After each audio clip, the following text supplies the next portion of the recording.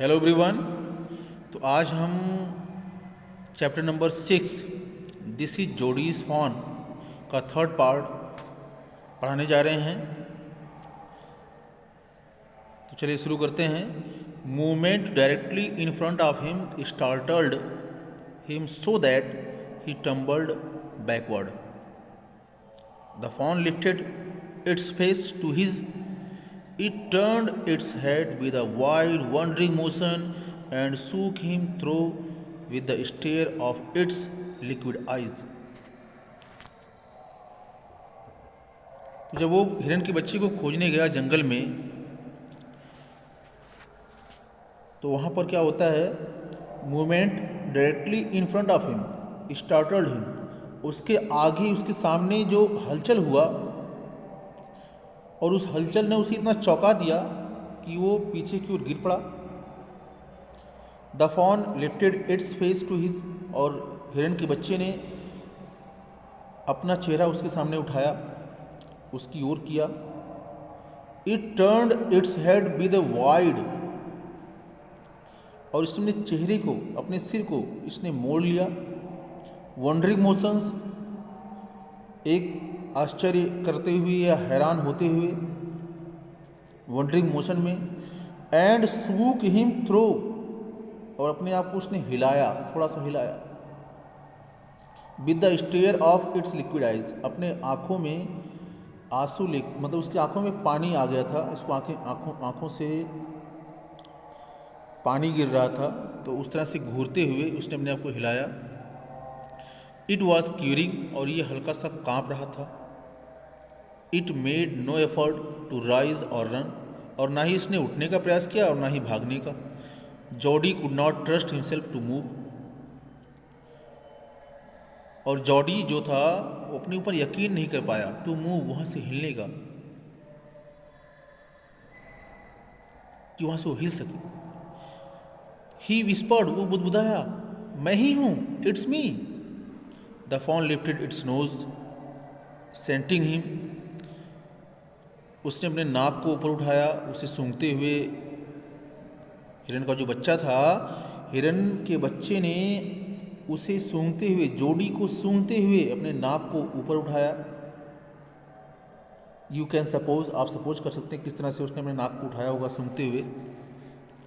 ही reached out one hand, Jody ने अपना एक हाथ बाहर निकाला, फैलाया, stretched, and laid it on the soft neck, और उसके मुलायम बालों पर, गर्दन के जो बाल थे वहाँ पर उसने रख दिया अपने हाथ को। The touch made him delirious,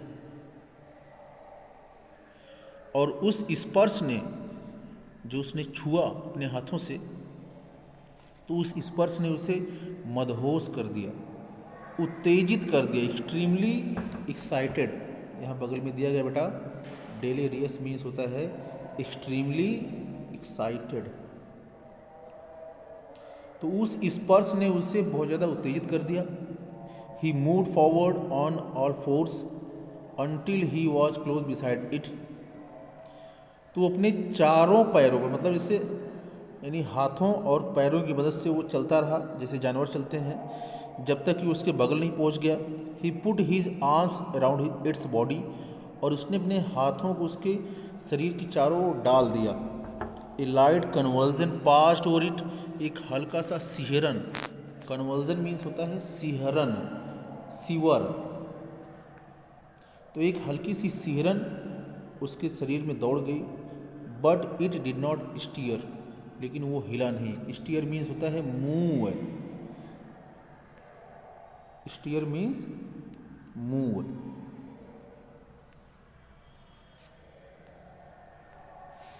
लेकिन ये हिला नहीं। He strokes its sides at gently as though the fawn were a China deer, उसने उसके बगल को, उसके शरीर को इतने आराम से टच किया, इतने आराम से सहलाया, मानो कि एक मिट्टी का हिरन हो। अ चाइना डियर एक फ्रेज है, साइड में दिया गया है word meaning. A China deer, a clay deer that is easily broken, मिट्टी का हिरन जो कि आसानी से टूट जाता है, तो उसने उसको ऐसे सहलाया मानो कि वो चाइना डियर हो, मिट्टी का कोई बना हुआ खिलौना हो। It's skin was very soft, इसकी जो त्वचा थी बहुत ही मुलायम थी। इट वॉज स्लीक, पतला था, एंड क्लीन, साफ। स्लीक मीन्स यहाँ पे स्मूथ एंड शाइनी, मतलब इसकी जो त्वचा पे जो बाल था वो बहुत मुलायम और चमकदार था। And had a sweet scent of grass, और उस पर यानी उसकी त्वचा से घास की खुशबू आ रही थी। ही रोज स्लोली, वो धीरे से उठा। And lifted the fawn from the ground, और उसने ज़मीन पर से हिरन के बच्चे को उठा लिया। इट्स लेग्स हंग लिम्पली, और इसकी जो पैर थे वो झूल रहे थे फ्रीली। दे वर सरप्राइजिंगली लॉन्ग, और बता रहा है यहाँ पे कि बहुत ज़्यादा लंबे थे उसके पैर, आश्चर्यजनक रूप से उसके पैर बहुत लंबे थे। And he had to hoist the fawn, और उसे उस हिरन के बच्चे को लहराना पड़ा, जैसे अब झंडे की तरह, मतलब सीने के बराबर उसको रखना पड़ा। As high as possible under his arms, मतलब जितना संभव हो सकता था अपने भुजाओं के पास, सीने के बराबर। ही वॉज एफ्रेड, और उससे डर था, भय था। दैट इट माइट किक, कहीं ये लात ना मार दे, किकिंग ना करे। एंड ब्लीड एट साइट, और किसी को देखने पर मिमियाए ना। ब्लीड मीन्स होता है साउंड क्रिएट करना, साउंड करना, आवाज़ उत्पन्न करना। And smell of its mother, और कहीं अपनी माँ को सूंघ ना ले। ही स्कर्टेड द क्लियरिंग, और उसने उस खुले से क्षेत्र में आ गया।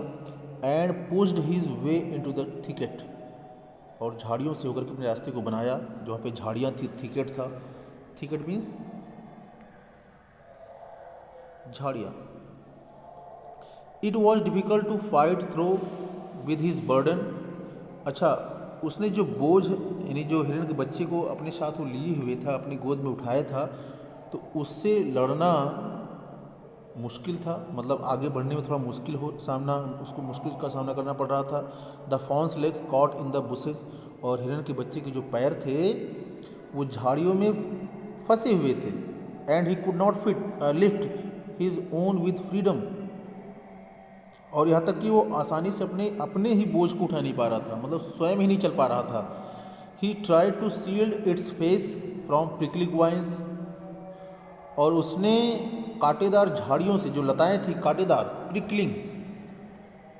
प्रिकलिंग वाइन्स, जो वहाँ पे प्रिकलिंग वाइन्स थी, कांटेदार लताएं थी, उससे उसके चेहरे को बचाने का प्रयास किया। शील्ड मीन्स होता है प्रोटेक्ट, शील्ड मीन्स बचाना, save, protect. Its head barbed with his STRIDE, और उसका जो चेहरा उछल रहा था, उसका जो सिर था वो उछल रहा था with his STRIDE. STRIDE means jump, मतलब कूदते हुए चल रहा था, तो उसका जो चेहरा था वो लड़खड़ा रहा था, बॉबिंग कर रहा था एक तरह से। His heart thumbed with the marvel of its acceptance of him, तो यहाँ पे हिज हार्ट मतलब जॉडी का जो हृदय था, दिल था, वो धड़क रहा था। क्यों?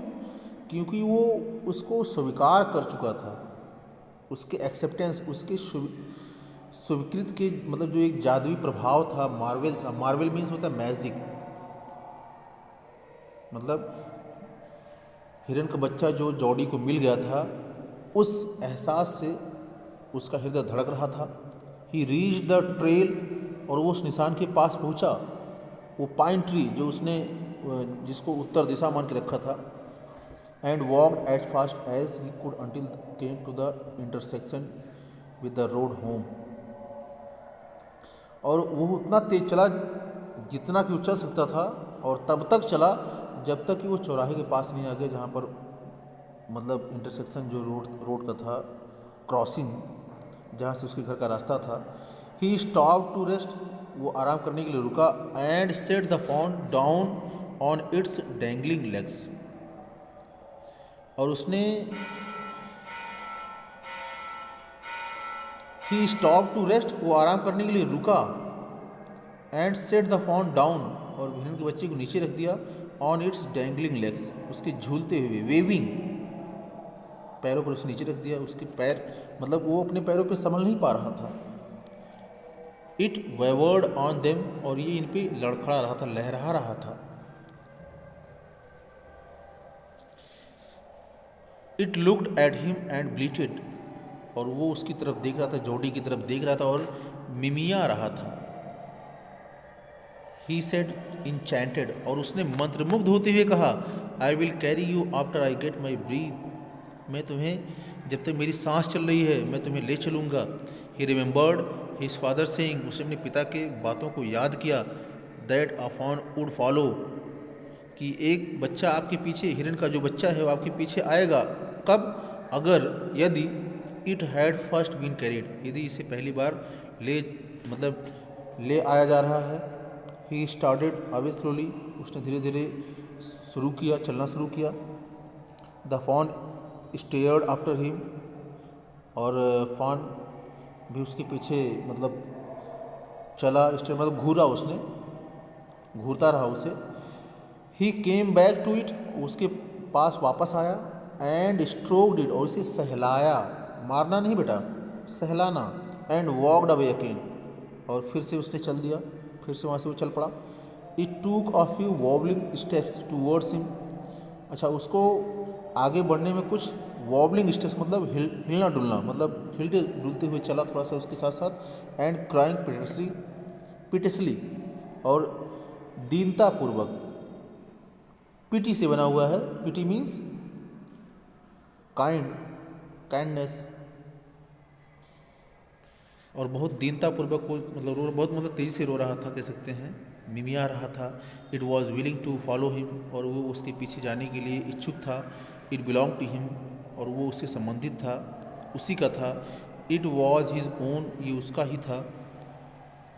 ही was light headed with his joy, और वो आनंद के कारण, खुशी के कारण,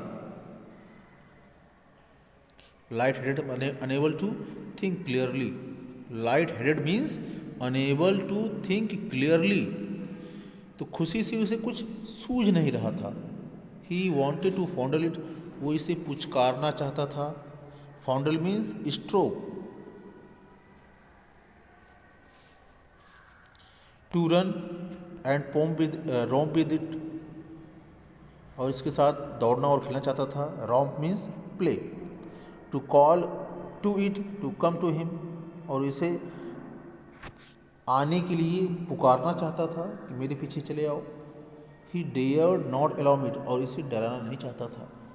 ही पिक्ड इट अप, और उसने इसे ऊपर उठा लिया। And carried it in front of him over his two arms, और अपने सीने के बराबर उसे रख लिया, अपने भुजाओं में, अपने हाथों में। इट सीम्ड टू हिम, और ऐसा उसे लगा, that he walked without effort, कि वो बिना किसी प्रयास के चल पा रहा था, चला जा रहा था। हिज आर्म्स बिगेन टू एक्ट, और उसके हाथों में दर्द होना शुरू हो गया। And he was forced to stop again, और एक बार फिर से उसे रुकने के लिए बाध्य होना पड़ा, मजबूर होना पड़ा। और जब वो चला, the fawn followed him at once, एक बार फिर से हिरन के बच्चे ने उसका पीछा किया, यानी उसके पीछे पीछे चल पड़ा। He allowed it to walk a little distance, और उसने उसे थोड़ी दूरी तक चलने की अनुमति दी, मतलब थोड़ी देर वो पैदल ही चलता रहा हिरन के बच्चे के साथ साथ। Then picked it up again, और फिर उसे अपने बाहों में ले लिया। The distance home was nothing, अच्छा घर की दूरी अब कुछ भी नहीं थी। He could have walked all day and into the night, तो यहाँ पे जो लेखक है कह रहा है बच्चे के माध्यम से कि वो पूरे दिन भर, यानी पूरे समय, पूरे दिन रात लेके चल सकता था।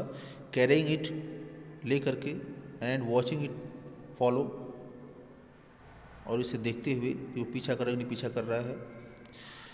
He was wet with sweat, वो पसीने से तरबतर हो गया, भीग गया।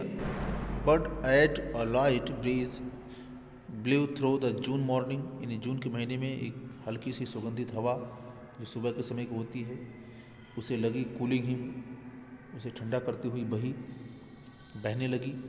The sky was as clear as spring water in a blue china cup, और आसमान उतना ही साफ था जितना कि एक झरने का पानी अगर किसी नीले मिट्टी के प्याले में रख दिया जाए तो ठीक उसी तरह से आसमान साफ था। ही केम टू द क्लियरिंग, और वो उस साफ क्षेत्र में आया, यानी जहाँ पे ओपन स्पेस था।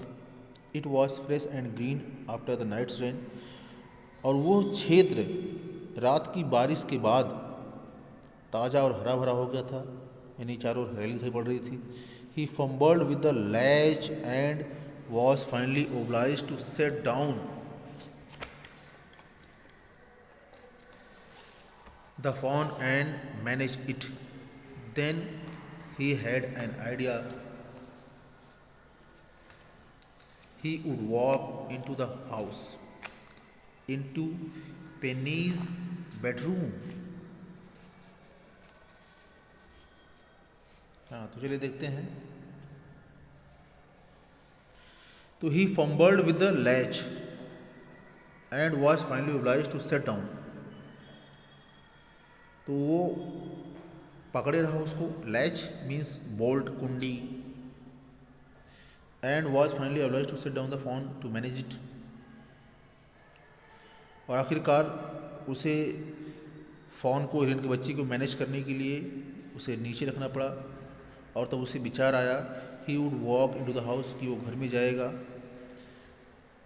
पिताजी के बेडरूम में जाएगा, with the phone walking behind him, और जो हिरण का बच्चा है वो उसके पीछे पीछे जाएगा।